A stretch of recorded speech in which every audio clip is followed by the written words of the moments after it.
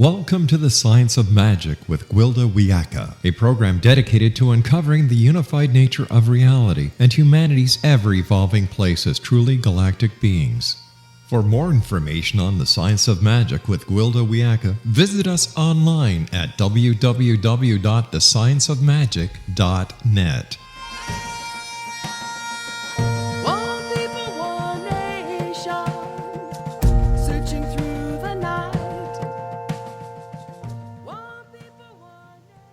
Hello, and thank you so much for joining us on the Science of Magic, coming to you through the X-Zone Broadcast Network, xzbn.net. We can also be found on www.thescienceofmagic.net. I'm your host, Gwilda Wiyaka. This hour we'll be exploring bridging mind and soul. The human mind is an amazing thing. It's capable of storing massive amounts of information while interpreting, categorizing, and prioritizing data. Our minds perform complex reasoning, design and execute amazing creations, facilitate communication with others, all the while keeping our bodies running in the background as if it were an afterthought. It's no wonder we hold the mind in such high regard. Yet, in our mind-centered culture, there's been an ongoing challenge: how to transcend the mundane and access higher consciousness. We're all exposed to increasingly humdrum static from the world around us that effectively keeps us fully engaged in the low-level drama and conflict of human affairs. From the hype and hysteria of the media to the continuous barrage from tablets, computers, and cell phones, our minds are constantly bombarded with data of dubious value while the profound passes by unnoticed. This unfortunate state of affairs has us living our lives controlled by the media and common belief systems rather than having access to higher information and the concepts upon which to base our own decisions. We end up living in reaction rather than in grace. When we're living in reaction, we're easily controlled. It's as simple as providing a particular stimulus, and the individual will react predictably and in accordance to their programming rather than informed and original thought. Yet the sovereignty made possible through personal access to spiritual evolution is the key to our evolution. You cannot solve a problem from the same consciousness that created it. You must learn to see the world anew. Albert Einstein. If we ever hope to access the divine, we must first learn to transcend the mundane and let go of old thought forms, patterns, and beliefs. In short, see the world anew. All roads lead to Rome. There are numerous paths to spirit, yet wars have been waged over who the only way to the divine at the exclusion of all other practices. This approach is polarizing, short-sighted, and diametrically opposed to the higher frequencies found in unity, acceptance, and mutual respect. It is also a knee-jerk reaction to our conditioning and patterns. The first step in accessing spiritual information is to access our higher consciousness. This can be accomplished through many disciplines, from prayer to ritual. Some methods are mind-based. Meditations calms and clears the mind, leaving it more receptive to spiritual information. Some are heart-based, setting the mind completely aside and maintaining the unifying force of neutral heart space. Others use the imagination or dream state as an access point to the soul and the higher information found through spiritual connection. One example of dream work is the age-old shamanic journey. The shamanic journey trance is much like an interactive dream, whereby the workings of spirit, or the quantum level, are represented as metaphors coming in through the imagination. In the shamanic approach, the mind is temporarily set aside. It's only after establishing connection with the esoteric function of spirit and receiving the information via the imagination is the mind engaged to interpret the metaphors, translate, and store the data. Each of us is wired in our own unique way, and how we receive spiritual information varies. Some of us are predominantly visual, some more audio, others are kinesthetic, and so on. Thus, it's very important for each of us to find a discipline or a combination of disciplines that works for us personally. The mental function is by no means the only pathway to spirit, but given the mind-centered nature of our culture, for many, it may very well be powerful and more natural avenue of exploration. One of the pioneers in methods of accessing spiritual information is our guest this hour, author Colleen Mauro. A lifelong interest in the untapped powers of the mind led Colleen to launch Intuition, a magazine for higher potential of the mind, in 1988. Intuition explored the higher potential of the mind and the many varied ways of knowing intuition, inspiration, and telepathy, providing both research and how-to information for the general reader. Colleen is the author of Spiritual Telepathy, Ancient Techniques to Access Wisdom of Your Soul. Her website is www.spiritualtelepathy.net. That's www.spiritualtelepathy.net. I'll introduce Colleen and her unique approach to the subject after this short break. You are listening to The Science of Magic. This and other innovative episodes can be found on our website, www.thescienceofmagic.net. I'm your host, Gwilda Wiyaka. Searching through the night, one people, one nation, searching for the light.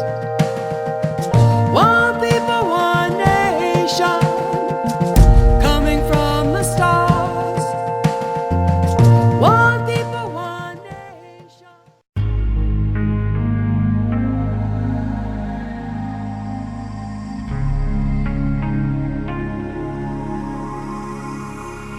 The scientist and the mystic have been on an age-old, relentless search with one thing in common. They seek truth. Their paths converge in the 40,000-year-old practice of shamanism, an ancient science delving to the quantum level of life, facilitating healing, manifestation, and evolution.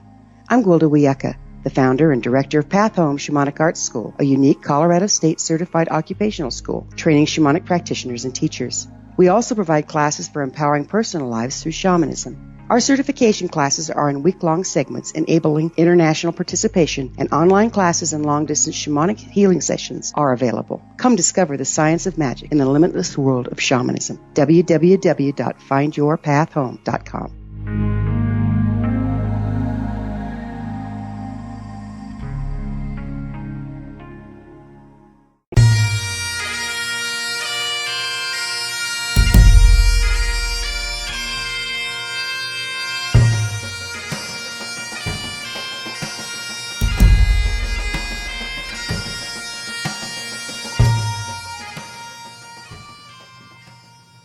Welcome back. This is The Science of Magic, dedicated to unification and evolution of consciousness.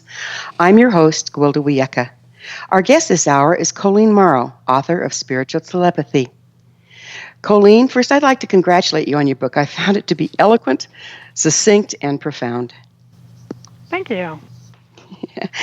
You've been in magazine publishing for 30 years. What prompted you to write a book? Well, I decided to end my career in magazine publishing in 2001, and I really felt like I had gone as far as I could go with my subject matter. And at that point, I started to study the Ageless Wisdom teachings. And it very quickly became apparent that there was a teaching that was really more the advanced level of what I had been doing with the magazine, and that was spiritual telepathy. And I was absolutely fascinated by the topic and spent the next several years really investigating this and figuring out how to bring it to the public, because it's a very deeply esoteric teaching. Would you mind defining the term spiritual telepathy for us? Sure. Spiritual telepathy is communication from the subtle worlds, from our soul, or from higher beings. When we practice spiritual telepathy, we have the ability to be in direct communication with our souls. And communication from the subtle levels is always telepathic. We don't audibly hear the information. The information is simply dropped into our brains, where it is interpreted and used. And the book provides both a theory and a step-by-step mind training practices that will allow the reader to make direct contact with the soul, and through the soul to the higher worlds. And I see this as the next step, the more advanced form of spiritual perception, and what I was doing with the magazine. Some call it the higher correspondence to our personal intuition. Our personal intuition provides guidance about our day-to-day lives, but the soul knows our higher purpose and can help us understand the bigger picture. It's our highest and purest and most reliable source of direction and guidance. When I look at it now, I can see that the magazine and what we do with the magazine, which was to teach basic intuition practices and tell people how it can be applied in both their personal and professional lives, that was really the foundation for this more advanced work that I'm very excited about. Well, it sounds very exciting. If there's anything we need, it's access to our spiritual information. I do have a question for you, though, Colleen. If the information is just dropped into our brain, how do we know for sure where it comes from, that it is from our higher self, or that it's reliable? Well, we have to just check it out with our own internal meter. I had an experience that actually led to the founding of Intuition Magazine. I was out working in my garden and between jobs and not sure what I was going to do. And this information just dropped into my brain. The words were the Center for Applied Intuition.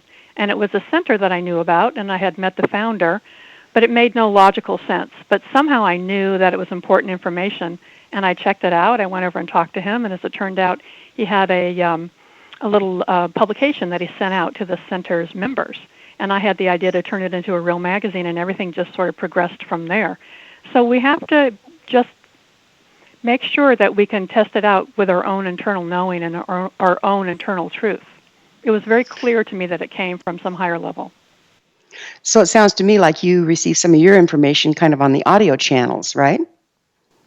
Well, it wasn't really an audio. It was actually felt like it had been dropped into my brain. It was a purely mental experience.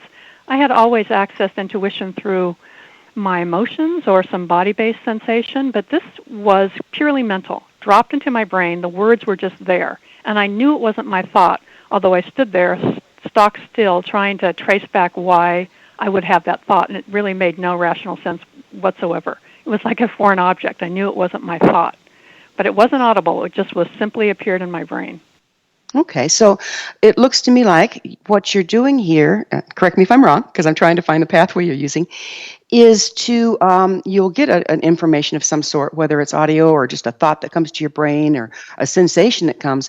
Then you run it through the other sensory to double check and then check it out in ordinary reality by tracing down facts. That's right. And I actually acted on it, and that's something that I think is really important. I sort of sat with it for a few days, and it really felt very genuine. It felt like something I should check out, even though it didn't make any rational sense.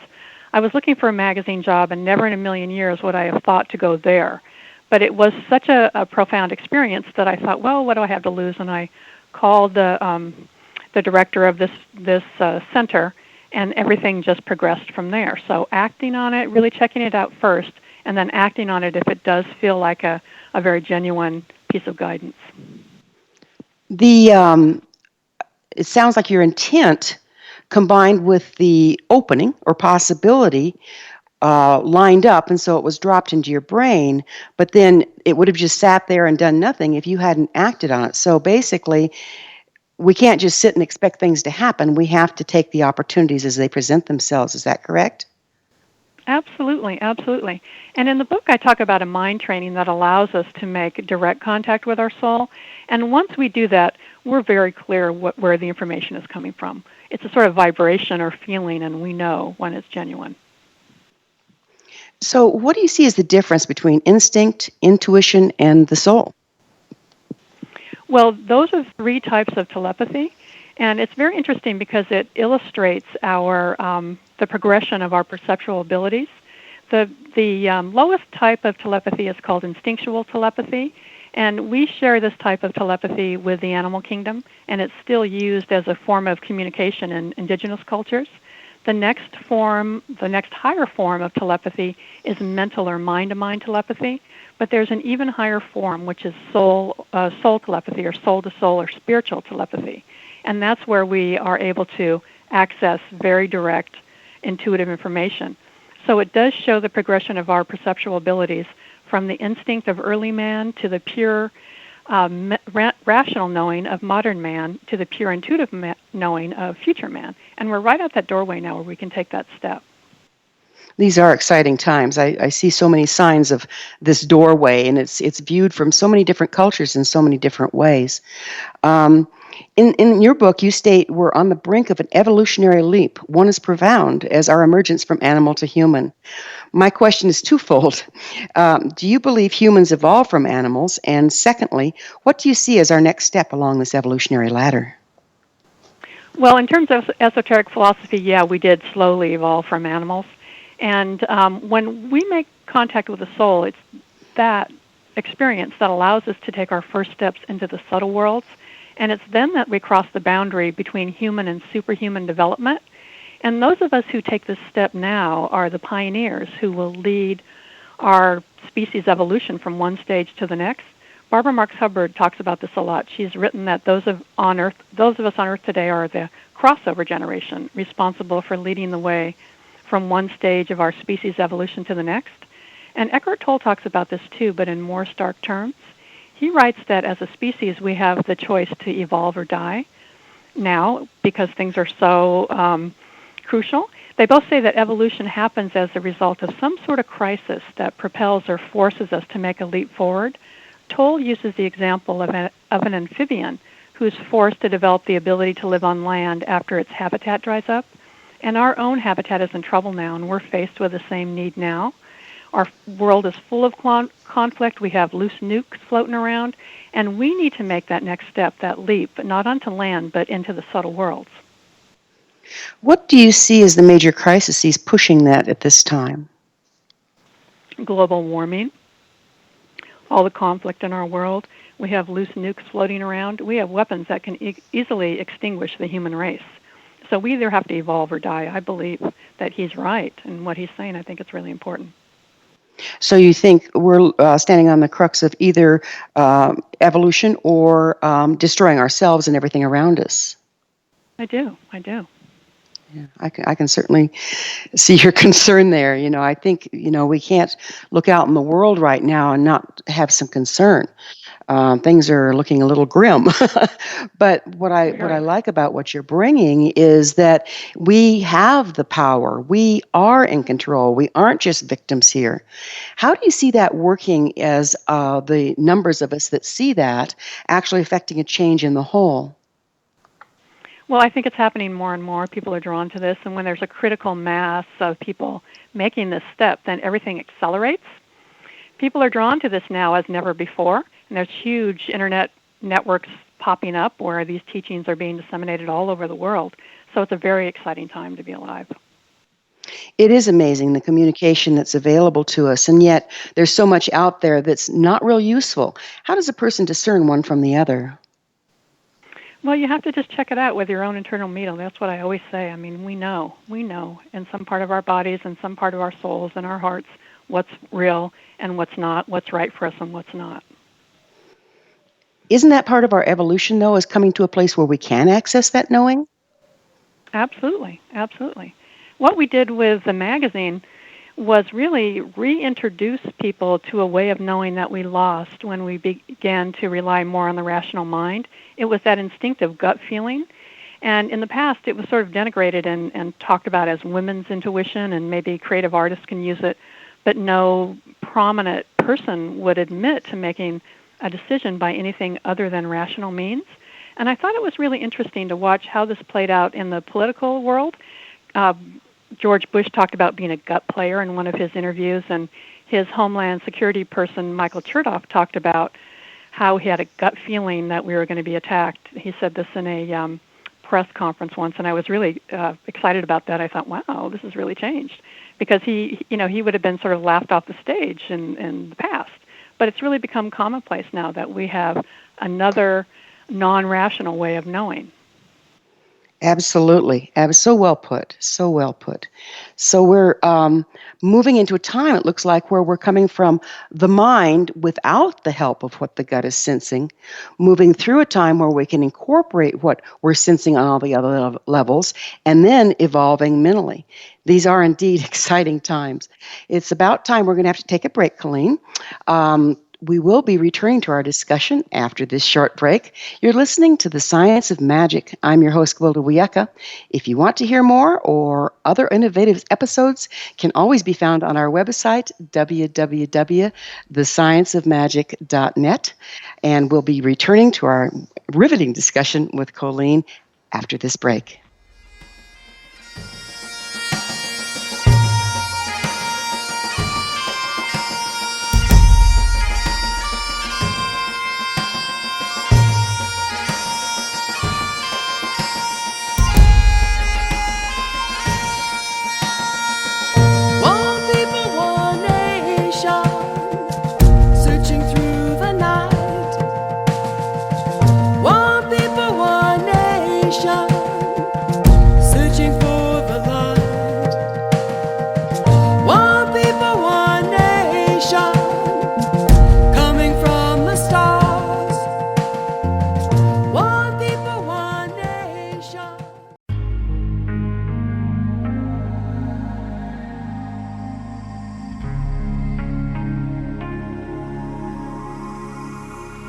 The scientist and the mystic have been on an age-old, relentless search with one thing in common. They seek truth. Their paths converge in the 40,000-year-old practice of shamanism, an ancient science delving to the quantum level of life, facilitating healing, manifestation, and evolution.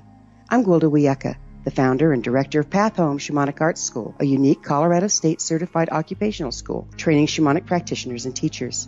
We also provide classes for empowering personal lives through shamanism. Our certification classes are in week-long segments enabling international participation, and online classes and long-distance shamanic healing sessions are available. Come discover the science of magic in the limitless world of shamanism. www.findyourpathhome.com.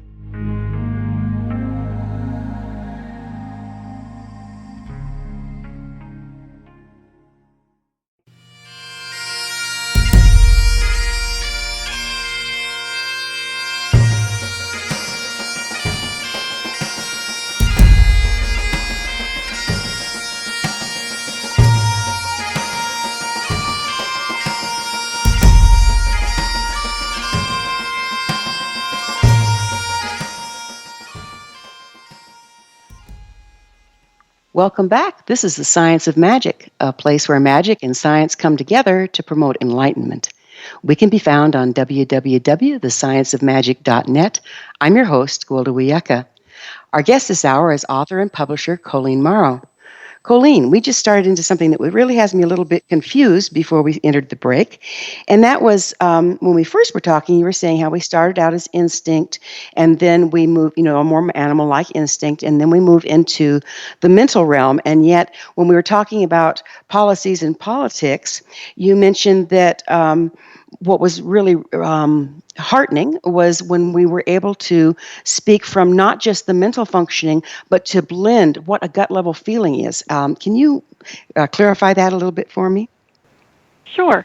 It's said that our levels of perception start with instinct, then go to rational knowing, then go to intuitive knowing. And when we begin to rely more on the rational mind, we started to discount that instinctive knowing or gut level. And again, no prominent person would ever admit that they made a decision based on anything other than rational knowing. And a really valuable part of this intuition work that we did through the 90s was helping people to reclaim that. So they understood that there's another way of knowing, a non-rational way of knowing that they have, that they can get information from and they should trust. It's said that when we develop each higher form of perception, the older form doesn't disappear. It just goes below the threshold of our conscious awareness. It's still there transmitting information to us, but we don't rationally think about it. So we have reclaimed that ability to get information from non-rational sources. And now it's time to move up to the next level. And what do you see the next level as? As the soul or the pure intuitive information. I think what we did in the 90s with the intuition work was the foundation for this more advanced practice. So basically, we're coming from a mono way of looking at things, simply logic, to first a more binocular and now a multidimensional way of receiving and interpreting information? That's right. That's right. So we have sort of a combination of instinct and intellect now. And we can move to that third level of perception, which is pure intuition. And yet the others remain in place so that we have the advantage of being able to run them through the litmus test. In other words, any information we get, we can run through the litmus test of looking at it logically, instinctually, and intuitively in order to discern truth. That's right. That's right. When we begin to rely more on an intuitive way of pulling in information, our rational process will still be there. It's just not something that we'll use as much. So we'll have all three. We'll have instinct, intellect, and intuition. I look forward to that day, I have to tell you. In your book, Colleen, you speak of communication from the soul, from the subtle worlds, and from higher beings. Can you explain what you mean by each and how they're alike and how they differ? Well, the soul is our own individual fragment of what's called the universal or divine mind, but it's said that there are higher beings that guide the evolution of our planet, and they can't actually affect life on Earth, so they have to work through us. So they look for those people who've created a channel between the soul and the brain. Information that is sent down has to reach the brain to become part of our conscious awareness. It gets translated into words and images that we can understand. So we can actually be sort of the arms and legs of God, you might say, when we get information. And I think that's what happened to me through the experience I had in my garden when I was looking for a job and suddenly got the information that led to the founding of Intuition Magazine, that it was information that was seeded. And I think that more than one person gets the information. There was at least one other person who had the idea to start a magazine about intuition at the exact same time. And over the next 10 years, there was a flood of information. Many minds were seeded with the same impulse. There was book after book after book. Every publisher had a book on this topic. And the magazine really provided a focal point for that. And it was a certain level of knowing and a certain level of teaching that was really important for that time. But I think we can take the next step now. I had a conversation with an astrologer actually not too long ago, and he spoke about how, well, once Pluto was discovered, then it started affecting the masses. And I said, but wait, Pluto was there whether it was discovered or not. He said, yes, but in order for it to interact with the humans, it had to be delivered into the human consciousness. Is it like that? Mm-hmm. Absolutely. So that 100 monkey theory, each of us holding a truth of consciousness that has heretofore not been part of the group consciousness can affect a change in the whole. That's right. If you imagine that we're all cells in the body of God, if one cell lights up, then it creates a magnetic pull that makes it easier for other cells to light up. And the more that do, the stronger the magnetism and the easier it is for other people to come up to that level. So we're all doing this not for ourselves, but for the greater good and for the group, the soul of humanity. So those of us that choose to participate are opening ourselves to this higher information, if you will, and then it's kind of dropped to us when we're available and it enters into the consciousness of mankind? Yes, and we can actually train ourselves so that we can access that information at will, and that's really the basics of what this book is. It does happen spontaneously, like it happened to me in my garden, but it is possible to train ourselves through a mind training practice so that we have access to the higher worlds at will. And it happens through the practice of creative meditation. Many meditation practices focus only on quieting the mind. In this type of meditation, we actually go a step further, and we actively train the mind to transmit information from the soul to the brain. And again, the information has to reach the brain to become part of our conscious awareness. In the same way that our homes are wired for telephone and internet connection, this type of meditation allows us to create the threads and cables that link us to the higher worlds. And we create these cables by projecting our attention upward to the soul day after day. And we visualize the soul as a star about 6 inches above our head. And each time we do this, we anchor small threads of energy that eventually, thread by thread, form a bridge between the mind, the brain, and the soul. The bridge is called the Rainbow Bridge, or the Bridge of Light in the Wisdom teachings. It's called the Antakarana in the Hindu text, and it's called the Straight or Narrow Gate in the New Testament. What I discovered through researching this topic is that this same teaching appears in all of our spiritual traditions. It really is the core teaching, a universal teaching that exists across traditions and cultures. I love it when it comes together because ultimately it's in the unity of all these that we find truth. Don't you believe? Absolutely. Mm-hmm. So you differentiate between the mind and the brain. Can you help us understand the difference? Sure. There's been a lot of scientific research on this.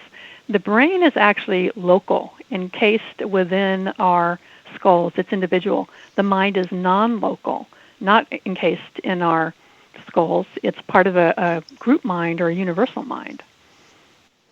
Oh, so you see the mind as the organism that we create when we come together as humans? Yes. And again, our soul is sort of a, you might say, an individual fragment of the divine mind. Larry Dossey talks about this a lot, and he's done a lot of research on this. It was first talked about in the 50s by Schrodinger, who wrote a book called Mind and Matter, and he was the first person to talk about the mind as non-local, and that's become a subject of scientific discovery and experiments that have been really exciting. Wow. You reference many traditions in your book, such as Christianity, Buddhism, Egyptian practices. What practices did you draw on predominantly for the form of meditation you teach in your book? Well, this is a pretty universal teaching, it actually is based on very ancient practice of Raja Yoga. And this was a teaching that was taught in the ancient mystery schools, and it was first put into book form by Patanjali. And he taught what he called Raja Yoga. And his dates are unknown. Most Western authorities think he lived about 300 years before Christ. The Hindus go back even further. They think he lived 10,000 years before Christ. And so this was the first time that this knowledge was actually in printed form. That's fascinating. So you're bringing it in printed form and kind of combining it all together. It's about that time. We're going to have to take another break. Colleen, I want to pick up where we left off on the other side of this short break. We'll be back on the flip side of this break. You are listening to The Science of Magic. Our theme song, One People, One Nation, is from the Winds of Time album by my musical group Starfire and can be found on iTunes.com, cdbaby.com, Amazon.com, and my website, GwildaWiyaka.com. We'll be right back.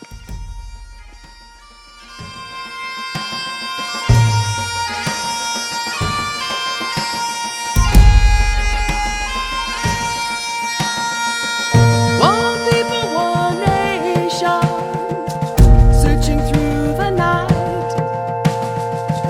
One people, one nation, searching for the light. One people, one nation, coming from the stars. One people, one nation, to heal this earth of ours.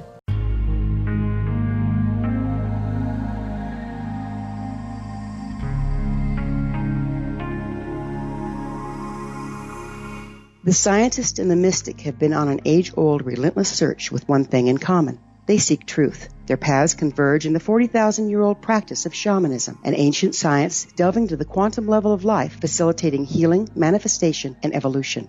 I'm Gwilda Wiyaka, the founder and director of Path Home Shamanic Arts School, a unique Colorado State-certified occupational school training shamanic practitioners and teachers. We also provide classes for empowering personal lives through shamanism. Our certification classes are in week-long segments enabling international participation, and online classes and long-distance shamanic healing sessions are available. Come discover the science of magic in the limitless world of shamanism. www.findyourpathhome.com.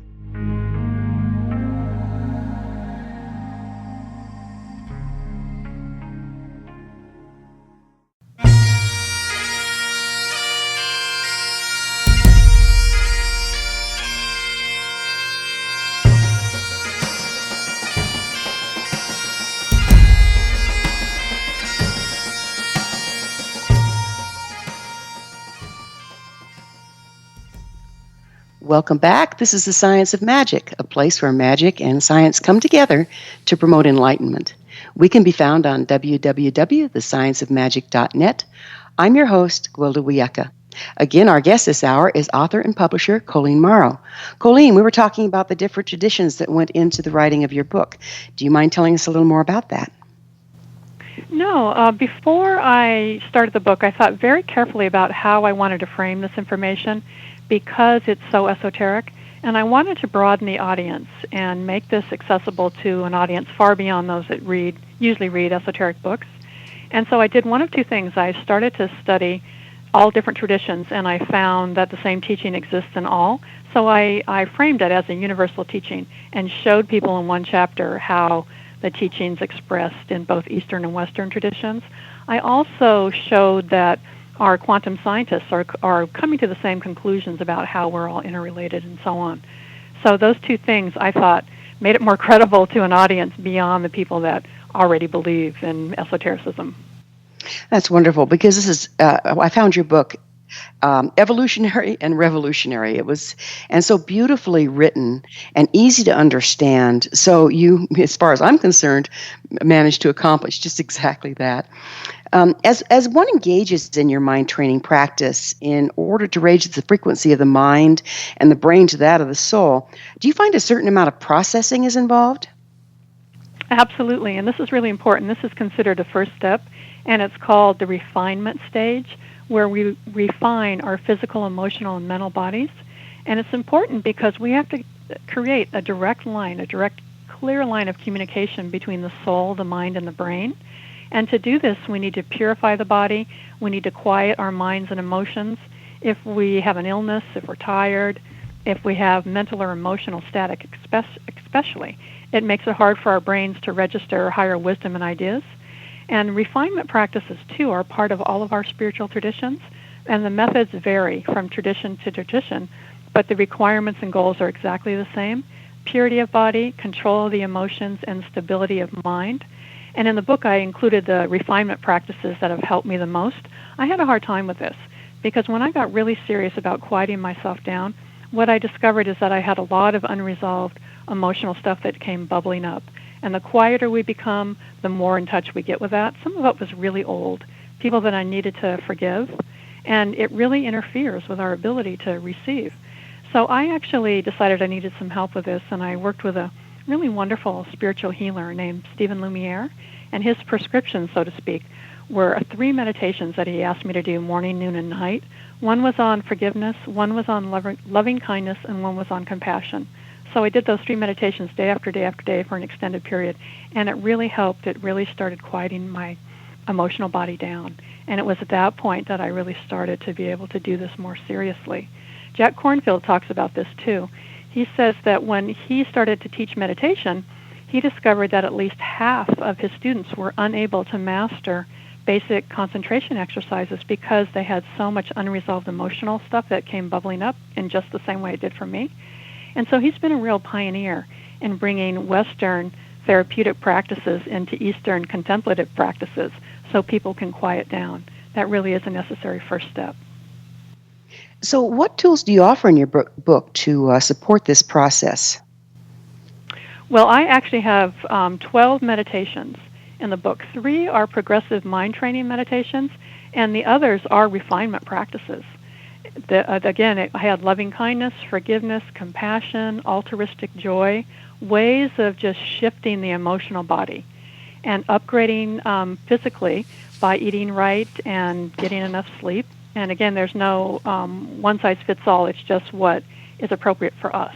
And also training the mind, quieting the emotional body and mental body. Usually meditation practices focus on the mind, but when we work from the bottom up, it's actually easier. When we quiet ourselves down emotionally, it's easier to quiet the mind.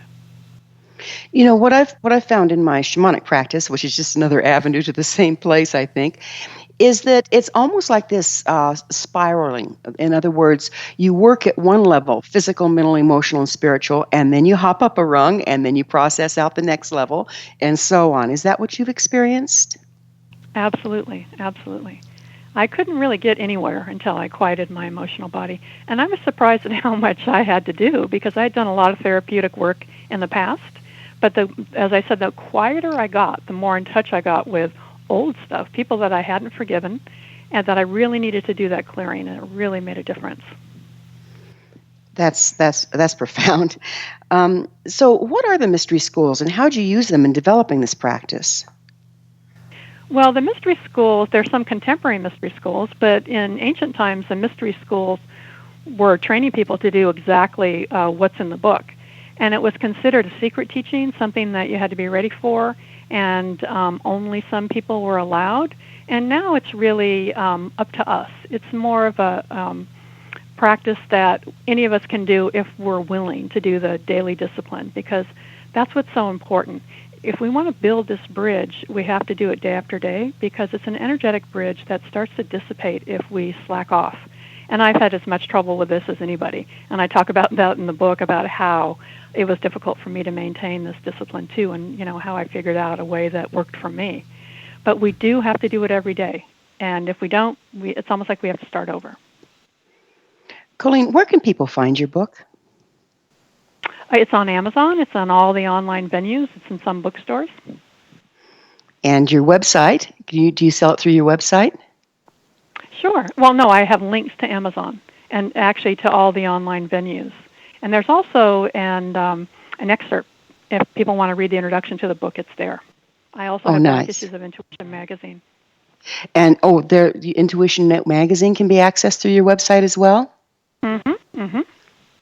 and that would be www.spiritualtelepathy.net to access Colleen's book, her link to Amazon, as well as the publication that she did with her magazine. This is really fun. Colleen, do you have a message for your listeners at this point? Sure. This is something that anyone can do.